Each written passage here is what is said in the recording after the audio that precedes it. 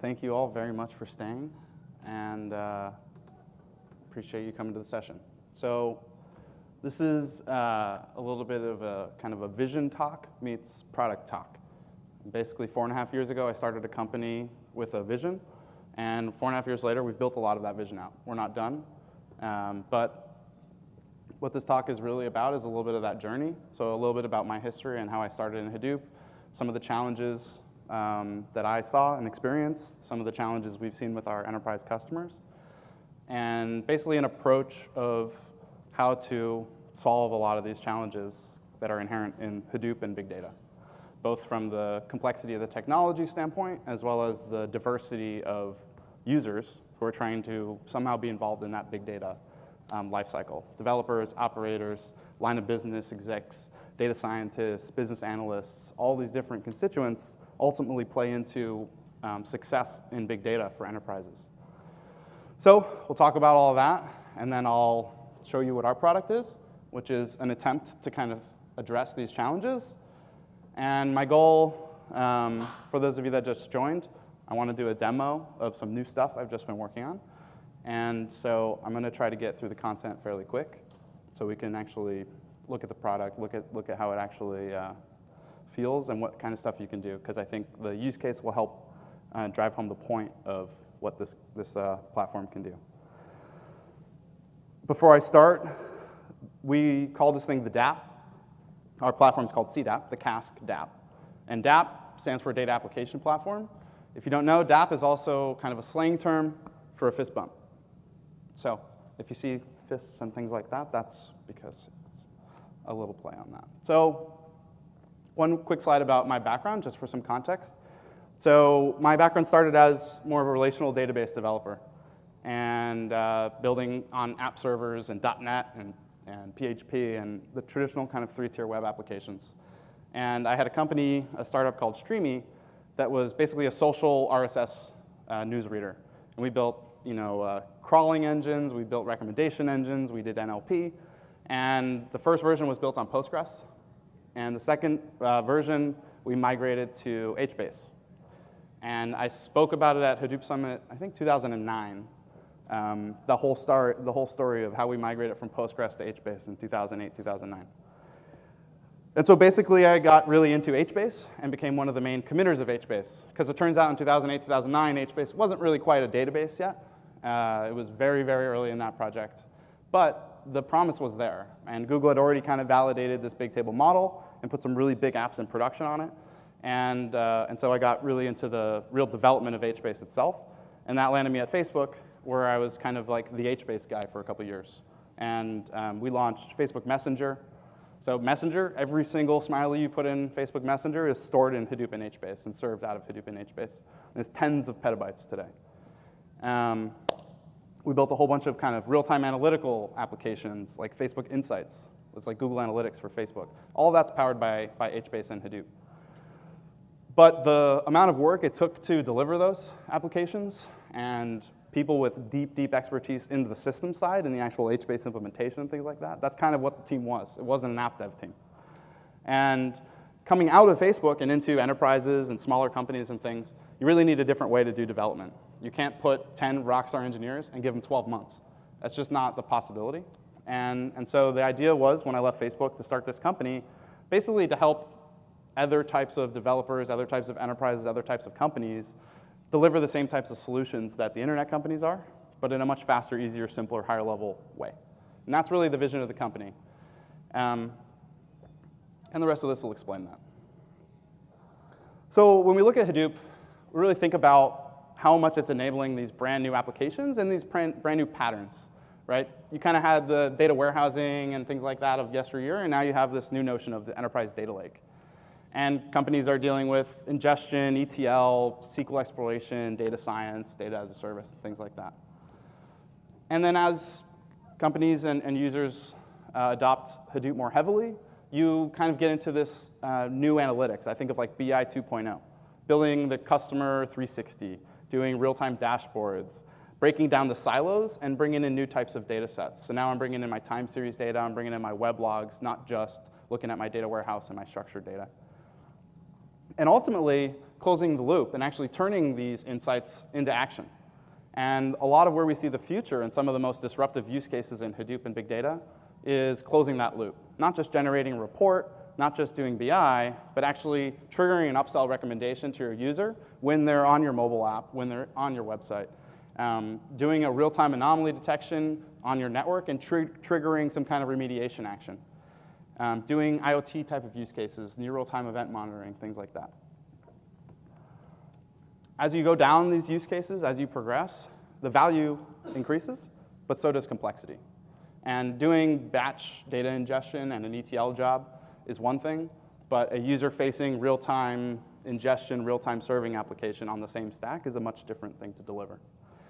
And the DAP is really about the fact that this is a kind of a continuum. And it can be one developer actually responsible for this entire thing. There's no longer an ETL team who delivers that developer a polished, golden, perfect data set to put the app on. That developer is responsible for, hey, the data's sitting over here. Load it in, do some ETL on it, then write your apps on top of it. It's the same team and the same individuals often are responsible for that whole thing. The other constraint here in Hadoop is there's a lot of different types of users who ultimately have a say in delivering that recommendation engine, as an example. I have developers who are doing Java programming, things like that, very focused on building application and business logic. I have data scientists who are the ones who are building the models, determining what features to do, determining how to enrich the data properly. You have the ops team, the IT teams, who are focused on actually deploying it, actually managing, monitoring, configuring it, keeping it up. Very different team oftentimes from the people actually responsible for building it. And then this really big gap exists to the business, to the line of business executive, to the product team, to the business analysts who speak the vertical domain, who really speak the language of the business, but they don't speak the horizontal kind of language of Hadoop itself. And the challenge is that there's not really tools here. There's not really a platform or tools that connect these users and help take your app from prototype into production, with each of these people kind of doing their part along the way. Off the back of that, there's just inherent challenges with Hadoop based on what Hadoop is. So Hadoop today is over 50 projects, right? So this is a fast-evolving ecosystem that is continuing to innovate on the bottom level. And so it's inherently complex. There's a proliferation of products, services, and APIs. Ultimately, that's a really good thing. What's great is open source innovation is allowing tons of new stuff to thrive, but that creates a lot of challenges for enterprises, developers, and operators. There's also very little reusability. If I build a solution that pulls from Kafka and writes into HDFS, and there's a Spark job on top of that thing that writes into an HBase table and some web service on top of that, I've kind of probably created this kind of behemoth thing where the app and the integration is the same thing, right? I didn't really build out a little reusable library, or my connection between my Spark streaming job and Kafka wasn't really generalized. It was built one time for that application. And portability, which is something that we've looked at a long time, but only really very recently has become very important.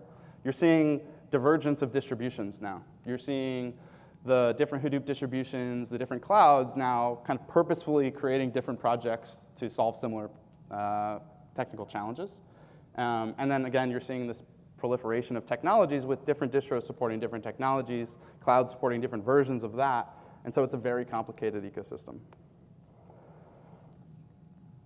Now, to look a little bit at analogy, right? This is a traditional application architecture, right? You have your hardware. This was typically a scale-up type of hardware. You'd have your operating system. You have some set of native applications written directly on the OS. But more than likely, things are being built on top of some kind of application framework. That could be JBoss, Tomcat, WebLogic. It could be PHP. It could be .NET. Those things are actually really application frameworks. They're not really apps directly written against the operating system. They embed all kinds of libraries and capabilities inside of them. But that doesn't really exist today. Today, when you're building in Hadoop, right, we have the same analogies. We've gone from the kind of scale-up hardware to the scale-out commodity hardware. We've gone from single-node operating systems to these distributed operating systems like Hadoop and Yarn. But today, you're still building your app directly on top of it. And the DAP is really about introducing the application and integration framework here that provides abstractions, integrations, reusable building blocks, lifecycle management, all those types of things.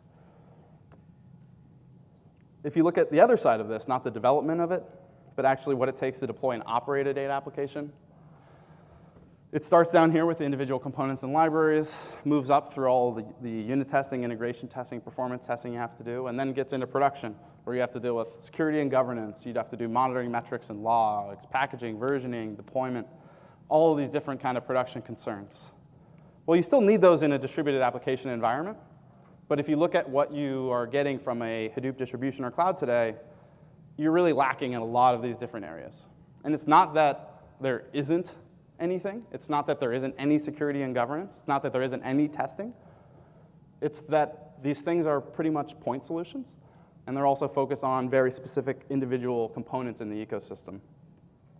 And so while there are an increasing number of integration solutions, and clouds and Hadoop distributions are starting to provide more and more of it, you're getting these silos. You're getting a tool for a data integration. You're getting a different kind of system for the application integration, a different system for cloud integration. Governance, security, monitoring, application performance management, these are all being done as these kinds of different point solutions. And so again, you're kind of stuck now gluing together multiple different systems. That's really what the DAP is about. The DAP is about bringing these things together. It's about recognizing that big data is about this convergence of data and applications, and that oftentimes the same development team is responsible for taking things from prototype to production, and also realizing that there are many roles involved with this process. And so the DAP is built on top of Hadoop. So it does not replace Hadoop. It doesn't replace what's in the infrastructure. Think of this more as like middleware, an integration layer on top of it. It starts with providing flexible deployment. So you should be agnostic to the Hadoop distribution. You should be agnostic to being on-prem, cloud, any of those types of things. You should have user experiences targeted at the different users of that platform. And then you need a whole bunch of different kind of integrated capabilities, right? So starting with the integration, orchestration, workflows, prepackaged integrations and libraries, operations and governance. So Cask, we started this company about 4.5 years ago. Like I mentioned, I came out of Facebook. My co-founder was an early Hadoop engineer at Yahoo. And so we're based down the street in Palo Alto. And partner with all the Hadoop distributions. We partner with all the cloud providers. And we work with large enterprise companies like these guys to help them move way faster when it comes to their innovations around big data. And a cool thing, we were named a cool vendor by Gartner this year. So Seedout. Seedout is 100% open source, and it is an integrated framework for building and running data applications using technologies like Hadoop and Spark. So we support all the major Hadoop distributions, complete portability of all your apps. We integrate with all the latest and greatest, things like Kafka, Spark, Yarn, HBase, Hive, Hive on Spark, Hive on Tez, all of the good stuff. The next release will be integrating with Flink. So we really try and stay on top of what's the latest and greatest. Again, 100% open source and built for extensibility. This is intended to be adopted and turned into your own platform. And so everything is extensible, changeable, and flexible. And again, we're essentially this layer on top of all of the different underlying ecosystem components. On top of this platform, so far you can think of this very much as a kind of Java developer and operators platform. We've built things that help touch the other users who are not as comfortable programming. So Hydrator and Tracker are self-service user interfaces. Hydrator and Tracker are self-service user interfaces basically for doing data ingestion and data pipelines without writing code, and then doing the data discovery, metadata audit, and lineage of all of those data pipelines that are being created. So if a data scientist wants to take some data that's sitting in S3 or sitting in a Teradata instance or something, load it into HDFS and run some Hive queries or plug it into R, they can stay in this UI. They can never have to write a single line of code and do all of it in a very self-service way while maintaining the kind of control that the IT and ops teams need. So Seedout, we really think about kind of 3 major areas of value as you go through the whole life cycle of applications. It starts with enabling rapid development. Generally, we see about an 80% reduction in time to develop and deliver applications. Helping with production operations. Oftentimes in projects, we see 20% is doing the actual development, and it takes 80% of time to put that development into production. We want to reduce that way, way down. And then enable enterprise governance, right? And as much as possible, that should come for free as part of the framework. So it's one framework, prototype to production, on-prem to cloud. Everything is flexible in both things. And it provides a unified approach across the different projects and paradigms. So you might be working with Spark or MapReduce, you might be working with HDFS or HBase, but you don't necessarily want different audit and lineage systems or different governance, different security. The same for monitoring metrics and logs. Do I want to ingest logs or metrics into my dashboarding systems in a different way for each system, or do I want a single consistent API that I can just integrate everything with? The way we do that, we call it a kind of container architecture. So think about this similar in approach and value as Docker, but up the stack in the application and data space. And so whether you're doing Spark or MapReduce or a workflow or a web service, we call that a program. And whether you have HBase tables or Avro files or Parquet or whatever it is, we call those data sets. And so as all of these things interact, you capture audit and lineage of programs and data sets interacting. All of these can be versioned and packaged, deployed, managed. The way you get logs and metrics, the way you store metadata, retrieve your metadata. It's against the notions of data sets, programs, and applications. So the way you integrate this system into your existing infrastructure, into all your tools and ops systems, is against these three standards. And then we create integrations into all of the underlying systems, right? So today we support, for example, MapReduce and Spark as very, very core important things. We'll be adding Flink soon. What happens is the developer now gets to use Flink, right? All of their data sets will already integrate with Flink because programs and data sets can always speak to each other. And then the ops teams, the security teams, and the governance teams don't have to worry about what does it mean if this person writes a job in MapReduce, Spark, or Flink. It's all the same once you're at that level. We also really simplify the deployment architecture. Systems like Yarn are massively distributed systems. So if I want to create, for example, a REST service on top of an HBase table, well, I might start that REST service somewhere in Yarn, but now I have to do service discovery and routing. And if I want it to be highly available, if I need to scale it, I've got a lot of different work to do. Seedout App simplifies everything by giving you a router that sits on the edge node and provides a REST API for everything you can do in the platform. Data ingestion, lifecycle, deployment, management, anything can be done through REST, including hitting your own web services and all that stuff. And so it makes it very easy to create HA applications, very easy to deploy lightweight services, things like that. This also integrates with security systems. That's the auth server. So if you're using LDAP, you're using Active Directory, or you're using Sentry and Ranger and things like that, the auth server integrates with all of that. What happens is we publish all of the program's data sets and application entities into those tools, and you can use them to manage fine-grained access control, and that pushes it back down into Seedout. So this is a kind of a complex diagram, but it's really showing how in a end-to-end Hadoop kind of architecture, starting from data sources, doing data pipelines, ingestion into your data lake, enabling ad hoc exploration, ad hoc queries, doing more of your production ETL scheduled workflows, production applications, using that to deliver insights and serve them up to different applications and business processes.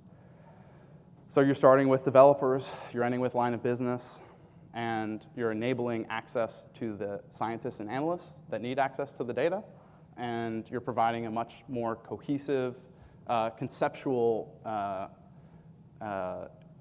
framework for the operations and governance teams.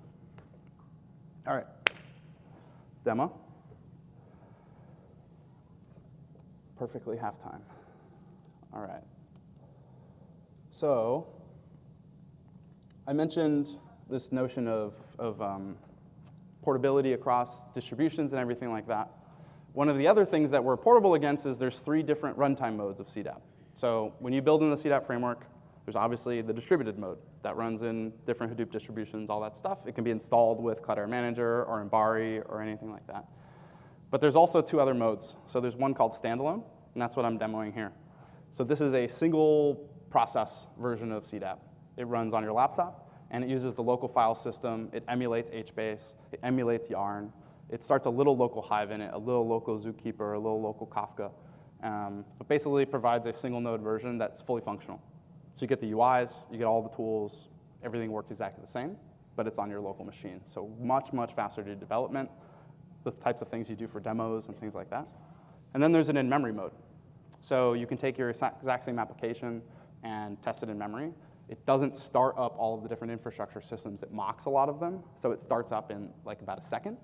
Whereas if you use mini HDFS clusters and mini HBase clusters and mini Zookeeper servers and all that stuff, it can take like 20 seconds just for the unit test to start. This is way, way more lightweight, so it's easier to set breakpoints, easier to debug. So as you can see, I basically wiped all the data and logs and restarted it. And if I go over here, this is the Seedout App home. And you can see I don't have any data, I don't have any applications, I've got nothing there. And this is the menu that you can jump into Hydrator and Tracker, which are these higher level tools. So let's see here. How do I want to go about this demo, the first time I've ever done it? So I want to start with some code. So we talked about this notion of, where's my table? So one of the things that Seedout App allows you to do, and is a really important aspect of it, is encapsulation and basically exposing libraries, right? So if you think about HBase as an example, HBase's API is fairly low level, and you have to kind of know how it works in order to implement data models on it. If I want to do time series, or I want to build like an OLAP cube, or I want to do indexes, or a geo-index, HBase is really well suited for a lot of those patterns. You kind of have to understand how HBase works to make sure it scales, to make sure you're not getting hotspots, to structure the reads the right way, all that kind of stuff. And so what the dataset framework allows you to do, besides giving you kind of standardized packaging and management, is also create libraries around those datasets, right? So in this case, this demo is all about a new dataset that I've been working on called the Cask 360 table. So this is an abstraction on top of HBase. And what it does is it gives a wide row model. So basically, one of the reasons HBase gets used for 360 use cases a lot is I can have one row that's my customer, and I can put 1 million columns inside of that row, right? And all the columns of that row don't have to relate to any other row. And so basically, I can keep adding and enriching what I know about my customer and keep all of that data for each customer completely together. So HBase is great at doing that data model, but it doesn't provide it out of the box. What I've done is created this Cask 360 table. And so then what it allows me to do is encapsulate all kinds of things about this data model I want and expose it at a higher level. So look at these interfaces that it extends. So the first is it's a data set. We know it's a data set. The second is record scannable. Anything that implements record scannable can have a SQL query run against it. So when I implement record scannable and I implement a couple of interfaces, now when I create a Cask 360 table, it's automatically going to be added to hcatalog, and I'll automatically be able to run a Hive query against it based on the implementation of the record scannable, right? So I can just go and create an instance of this thing in the system, and it's already existed in Hive. This thing defines how it works in Hive, what the SERDI is, what the schema is supposed to be. Batch writable and batch readable, kind of self-explanatory. It makes it so you can read from this thing in a batch job, and you can write to this thing in a batch job. So once you have batch writable and batch readable, what it means is any Seedout program type supports batch readable and batch writable. Any batch program type supports batch readable and batch writable. So by doing these interfaces, I can read and write from Spark. I can read and write from MapReduce. And then I actually have my synchronous APIs. So basically, it's a very, very simple API. You write this Cask 360 entity object that I have, and you read an ID, and you get the object back. So it's a very, very high-level API that puts everything into this Cask 360 type. And then there's an actual implementation of it. And lots of good Java doc. So here's the class that implements Cask 360 table. Underlying it is 2 tables. These are HBase tables, right? So basically, what the object does is it encapsulates 2 underlying HBase tables and surfaces this Cask 360 API to you. To construct it, you pass in the underlying tables. And basically here, what you're going to see is business logic, basically, about how you write these Cask 360 objects into the tables. And you'll see actual put operations here. You'll see the actual stuff happening, right? Now I want to test that table. I write test Cask 360 table, extends test base. So by doing test space, when you extend that, when this unit test starts, the in-memory version of Seedout is started with it. And so what I do here is I have a very simple app. And all I do in the app is create an instance of this Cas360 table.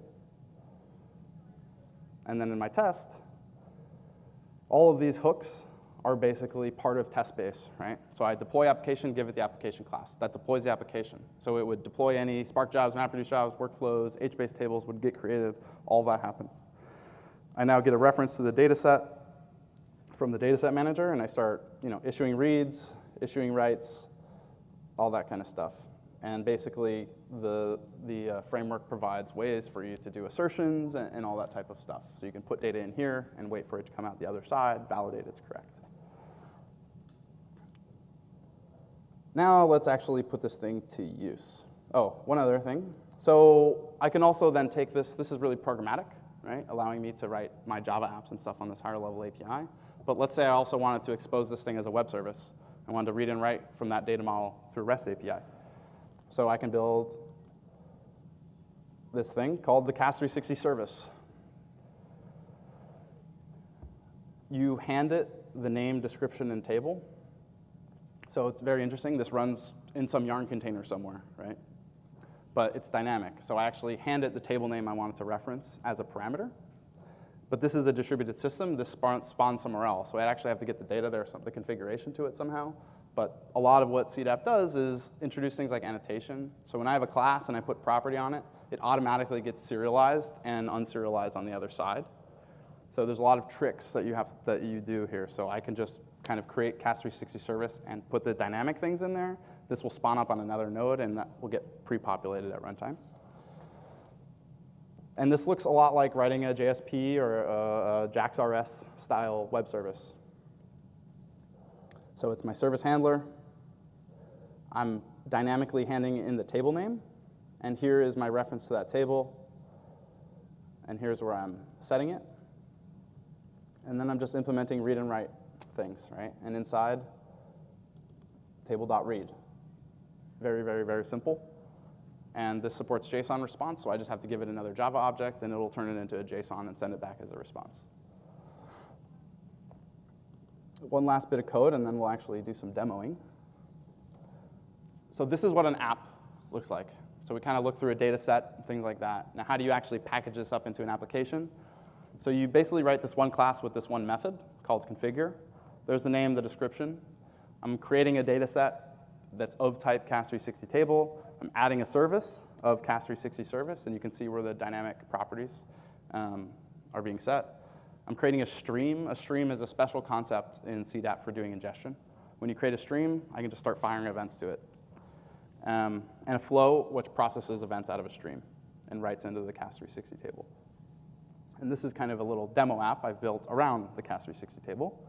And now I'll go and demo all of this into the platform to show you how it works.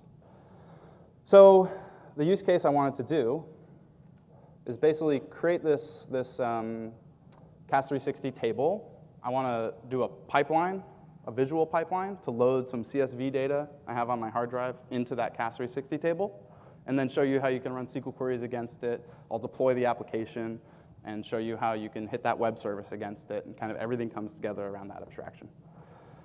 So first, let's go into Hydrator. Let's create a pipeline. OK, so I haven't yet actually, there's one thing I didn't do yet. So Hydrator, think of this as like data integration ETL stuff. And syncs are things that you can write to, right? And so it has like table in here. It has some other stuff, external data sets, all kinds of stuff. But what I actually want to do is have a pipeline that writes to the Cas360 table. So I want a Cas360 sync, right? And this is one of the other things Seedout allows you to do. I can take that Cas360 table and not just surface it to my Java devs. I can create what's called a Hydrator plugin and surface it in here. So now you don't even need to write code. I can just create pipelines right into it. So that code looks like this. It's actually not very complicated at all. It's about 20 lines of business logic. And one file of configuration. These are the different configs you need, right? And so you implement these two different classes, and you implement this JSON file. So this JSON file is basically saying what are the configuration parameters for this plugin? What's the table name, basically, things like that. And that allows you to package it up and deploy it, and you see it now show up in the UI. And so I'll show you what that works. So I take this project, I generate a jar file out of it. You build a Maven project, basically. And then you can go over here and add new plugins.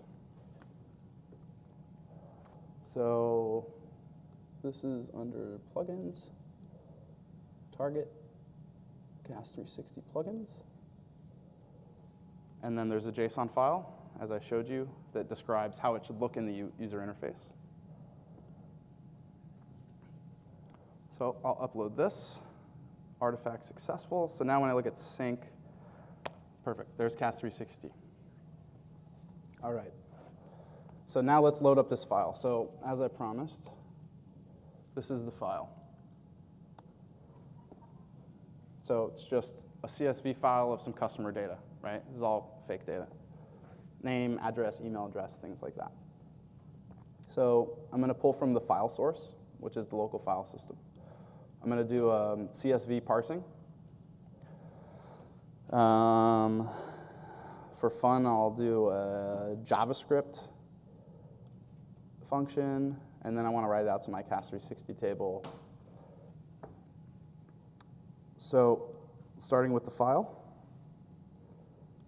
I'm going to give this a reference name, which is, I'm going to actually track metadata. So Seedout App has a notion of managed data sets and external data sets. So HEFS and HBase and those systems are native managed data sets. But a CSV file on your hard drive or a Teradata remote instance, we call an external data set. But we actually track it too, because it becomes part of the lineage. So if you look at the HBase table, you'll be able to see, or this CAS 360 table, you'll be able to see it was derived from the file. And I'll show you how that all comes together in the next 8 minutes. Here, my CSV file. And we give it the path.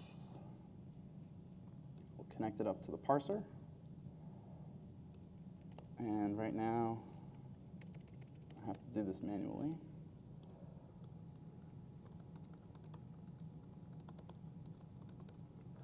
All right. We can do little inline JavaScript stuff if we want. So input.name equals like input.first plus input.last. And we'll change that to name. And then let's write that to the CAS 360 table. So here we see that schema is already being derived.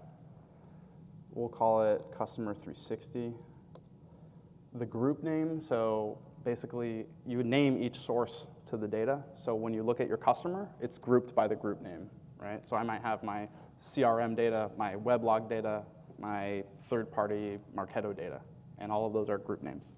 So we'll call this CSV because it came from CSV. You can either store maps of data or you can store time series.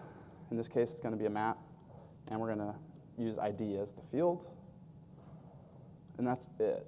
Let's call it our customer importer. Let's save it. Now, so far, like, there's no code, there's no nothing. I can actually deploy this and run it right here. But it also is kind of developer and production friendly. So you can take any of these pipelines, and underneath it, it's just a JSON configuration. These JSON configs also support parameterization. So you can put macros inside of it, and at runtime do replacement of the configs. A lot of really cool features around how this works. But you don't even have to look at this if you don't want to. And you can just publish it. One other thing, you can schedule these, and you can also switch the engine. So this pipeline can run either in MapReduce or Spark. I'll do Spark because that's always more fun.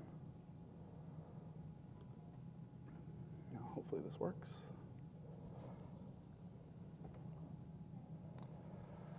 So now this is turned into an application running on Seedout, right?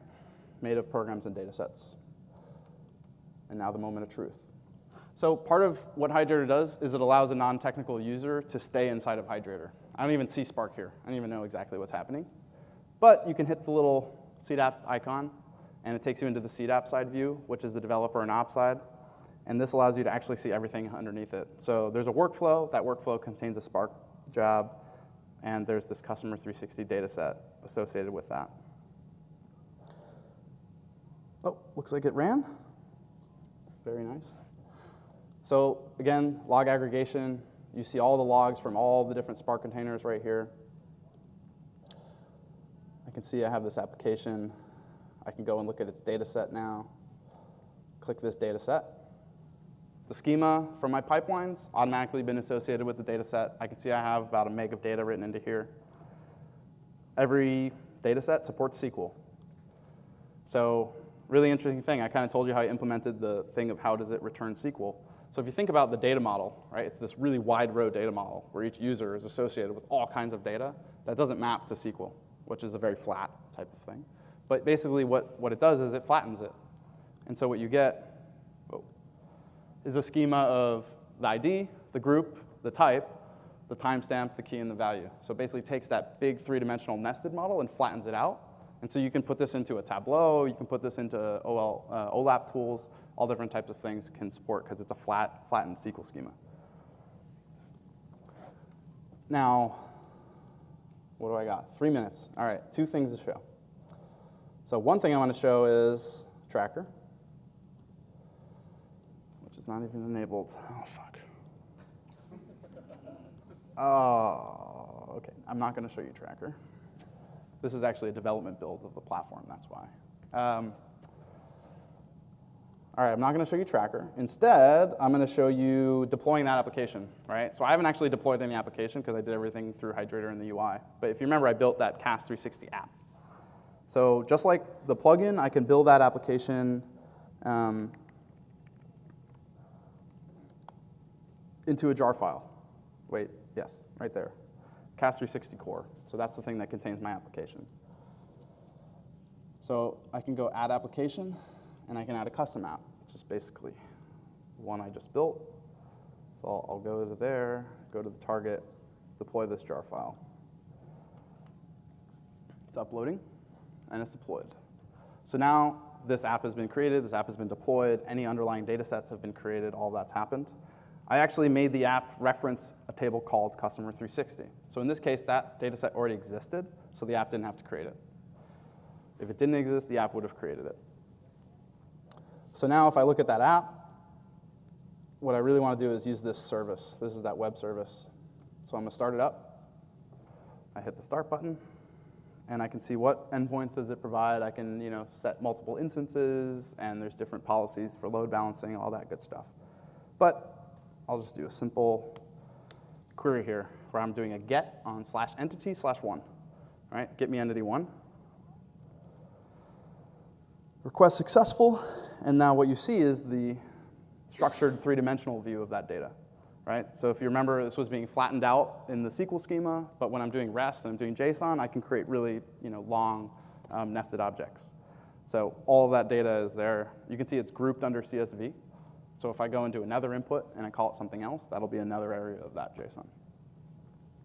So now I can write into that CAS 360 table through these APIs. I can read from them through these APIs. I can run Hive SQL queries against it. I can build Java applications against it. Right? Once that CAS 360 table becomes codified, once it's accurate, you've run tests on it and it works and it implements a data model as you expect, you can now push that into everyone's hands. And no one ever again has to think about, how do I model my CAS 360?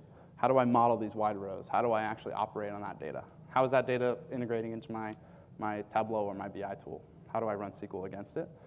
This all creates this kind of consistency around that. So we got about 1 minute left. That was about it for the demo. So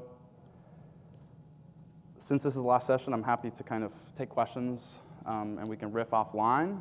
But basically, building, deploying, and operating modern distributed apps is hard. And in every previous generation of technology and infrastructure that's come out, higher level integration layers, middleware, libraries, abstraction, reuse, this always happens. And Cask has been at this for about 4.5 years to try to solve this for the Hadoop and NoSQL space. Today, we have an integrated framework that makes it very fast for you to do things like data pipelines, app integration. all that good stuff. This is 100% open source, focused on developers and their constituents, like operators, data scientists, and analysts. So I encourage you to download Seedout. Again, 100% open source, so you can get going. The demo I just ran is on the same thing that you would download right now, except you won't have CAS 360 because that's my project that comes out next release. So, and that's one of the things that we do. So not only is it about customers able to build their own patterns, but as we see really common patterns emerge, we build them into the platform, right? So time series, OLAP cubes, geospatial indexes, object stores, some of the more industry-specific things like call detail records or things like that. We have libraries already built out for that. So we've done a bunch of stuff already for common patterns, and then we work with customers to help them develop new ones when they do need expertise. But the power is, it's kind of a build once, and then you get to reuse that over and over and over again. So, time's up. Thank you very much.